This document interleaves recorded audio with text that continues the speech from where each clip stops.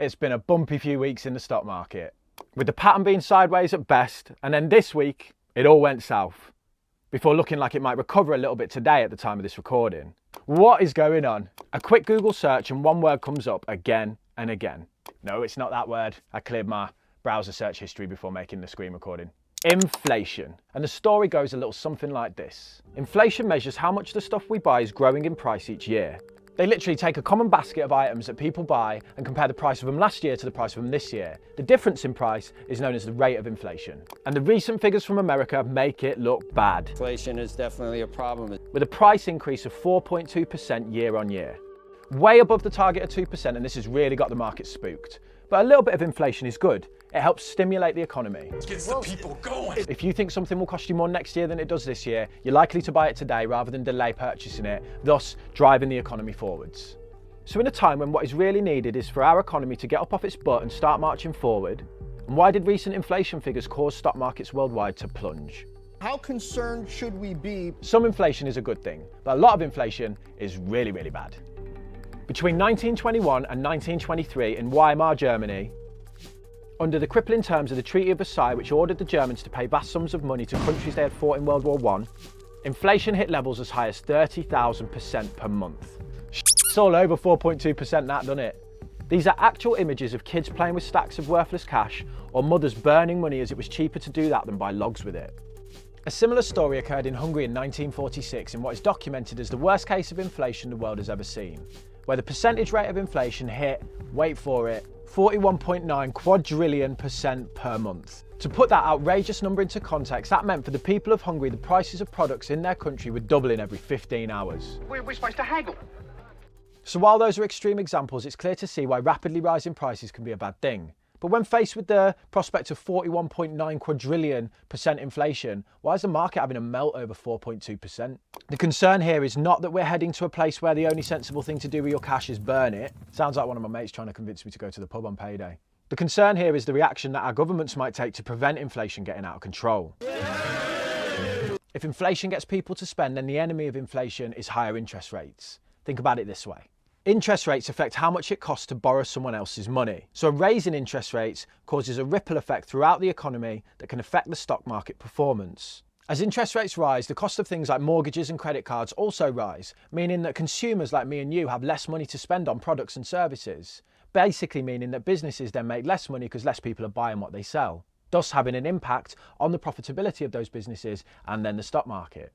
Also, higher interest rates encourage individuals to save more money instead of spending it. Remember, interest rates affect how much it costs to borrow someone's money. That someone could be you.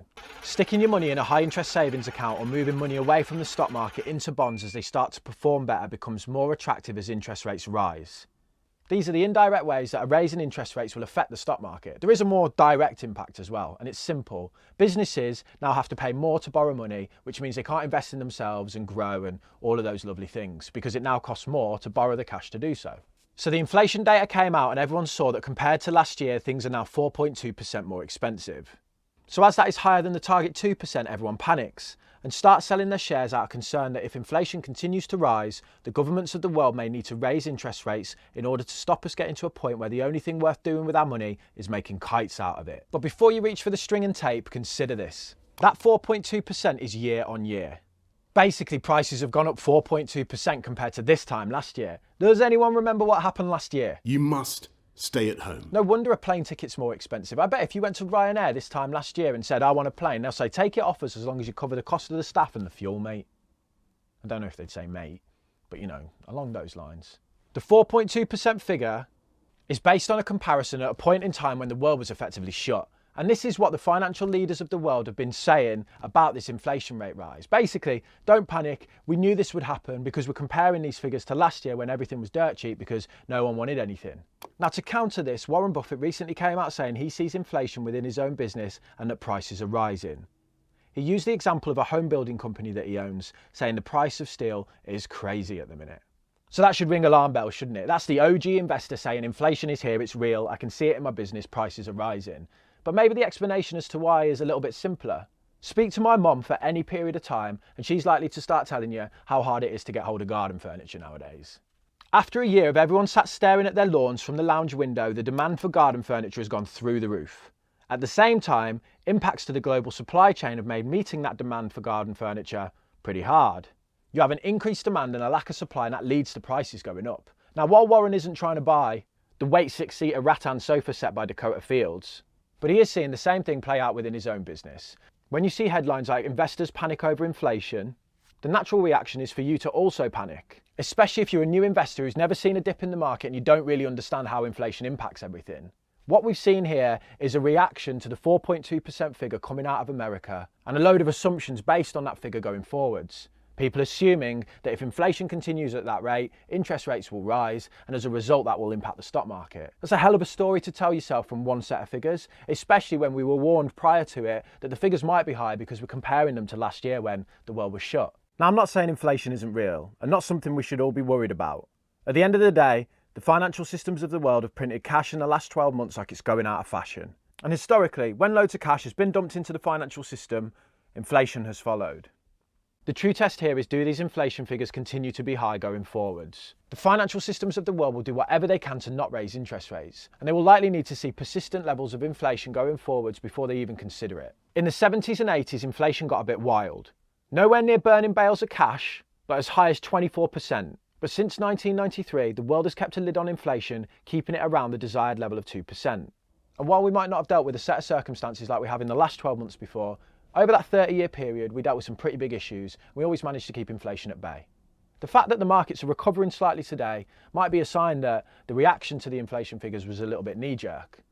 I honestly think that the way the markets reacted goes a little bit further than just inflation. Yes, we have inflation, but you also have an army of new investors who have made a bit of cash over the last year, now emerging from their homes with more to do than just stare at trading gaps all day. When 15% of all American investors started investing in 2020, and over that time, retail investors made up 25% of all of that market activity. When we see a decline in trading activity of more than 33% in a month since restrictions started to ease off, it becomes apparent that a lot of these new investors might be starting to lose their interest in their new hobbies. When markets have had the sort of year they have where everything has gone up, it's really not surprising that we have those sorts of corrections at times, and those corrections can then be amplified by the mass sell-off of new investors who've watched the market go sideways a little bit and then thought, you know what, I'm going to take my money out, I'm going to go to Zanti instead with it. Big up Zanti, you get me? Or I'm going to put it into cryptocurrency, because that's where the better returns are, but you know, we all know how that went. Thank you, Elon. A long-term investing approach puts these events into context and makes these drops in the markets not seem like sad red days where we all need to be crying and wondering if the world is ending, but more potential opportunities to buy into businesses and index funds where you were happy with the price a couple of weeks ago, and now that it's slightly lower, you should probably still be happy with the price. I'll be monitoring how interest rate data pans out, but as it stands, this could just be a short-term spike and not a sign interest rates will rise immediately. If it continues to be grim, I might consider bolstering my holdings into certain sectors that do well when interest rates rise, like financials. But try to remember, the media and then the market's reaction to the media is always short-term in focus, because the media's job is to Gets the people going.